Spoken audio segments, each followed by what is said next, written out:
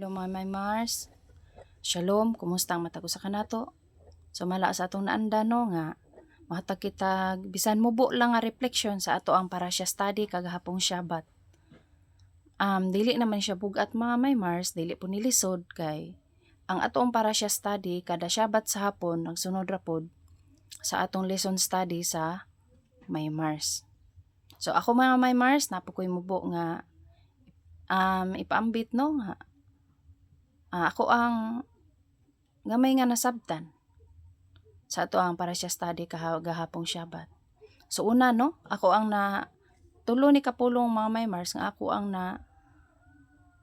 na highlight sa ako ang huna-huna. Mao ang una, higugmaa, ikaduha ayaw kalimti, ug ang ikatulo tumana. Una, higugmaa. Sumala sa padayon nga pahimangno o panugo ni Moises sa mga Israelita sa dili pa sila motapon sa sapa sa Hordan. Diha imong masabtan. Gikan sa Deuteronomy chapter 3 hantod sa chapter 7. Ako lang ning gisummarize mga may Mars ha, nga atong masabtan higugmaa. Ang iyang panugon og pahimangno higugmaa sa amang Yahweh sa tibuok ninyong kasing-kasing. Mao na ang iyahang pahimangno. Makahinuktok ta ug ato ang hinuklugan nga 515 kahigayon nga ninghangyo si Moises ngadto ni Abba. Nagpakiluoy pa gyud siya nga bisan patunubon lang siya sa yutang saad. Apan ang tubag ni Abba tama na, sakto na, og ayaw na pagsulti pag-usab ni ana. So makaingon ka nga sayang ang sakripisyo ni Moses. Sa unang higayon, sa pagpasting niya sa 40 ka adlaw, 40 ka gabi, dito siya unang napakyas. Dito siya unang nakasala. Kay pag naog niya sa bukid sa Sinai, mao na may iyang naabtan nga naglaing Elohim Akirim ang katawhang Israel. So wala siya makapugong, iyang gilabay ang duha ka papan nga bato nga adunay napulo ka sugo ni Abba. Dito unang higayon napakyas o nakasala si Moises. So kung imuhang ato ang sabton mga may Mars, ang ato ang parasya study kagahapon nga gikutlo gikan sa Deuteronomy chapter 3 hangtod sa chapter 7. Tako kinig kapanaminan karon sa ato ang pagpangalagad.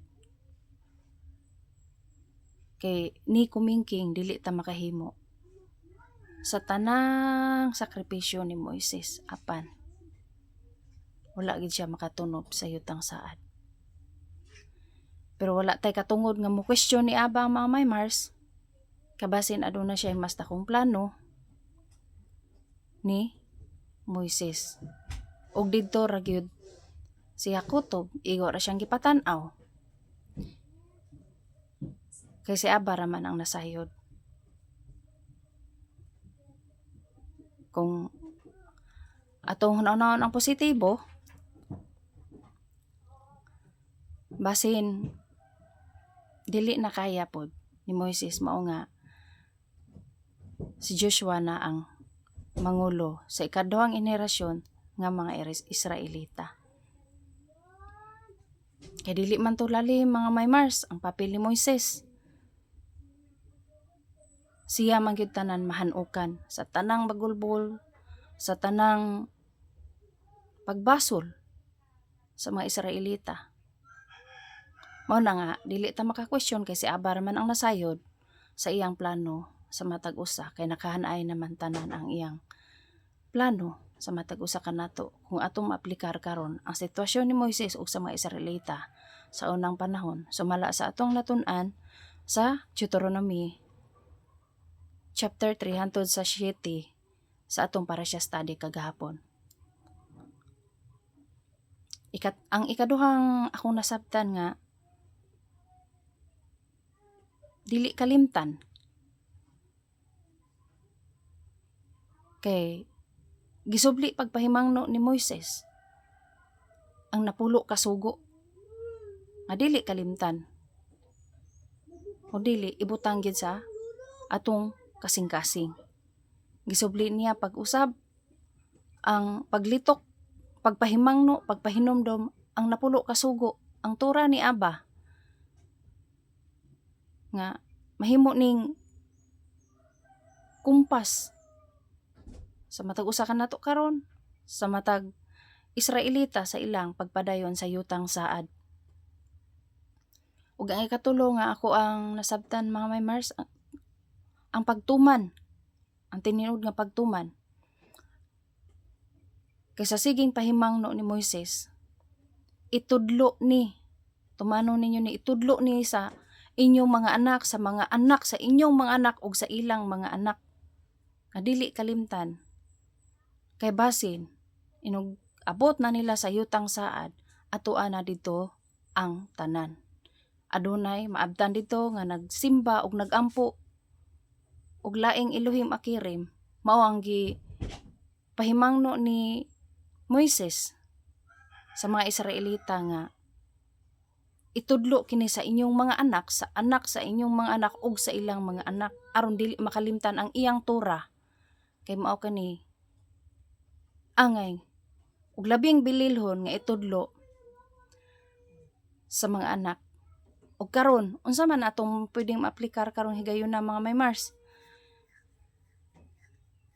Kung ang tura ni Aba naa sa tong kasing-kasing, dili lisod ang paghigugma, dili bugat ang pagtuman, ug dili nato kalimtan nga mao'y pwede natong ug pinakadakong itudlo ipanunod sa atong mga anak, dili ang mga material nga mabutang ining kalibutanon, kundili ang tura ni Aba mao ang ato ang itudlo sa ato ang mga anak. Kay mao kini labing halangdon nga igabilin nato sa ato ang mga anak, sa ilang mga anak ug sa mga anak sa atong mga anak, nga ang tura ni Aba mao'y labing bililhon ug labing halangdon niining kalibutana ug walay pulos ang mga material nga butang.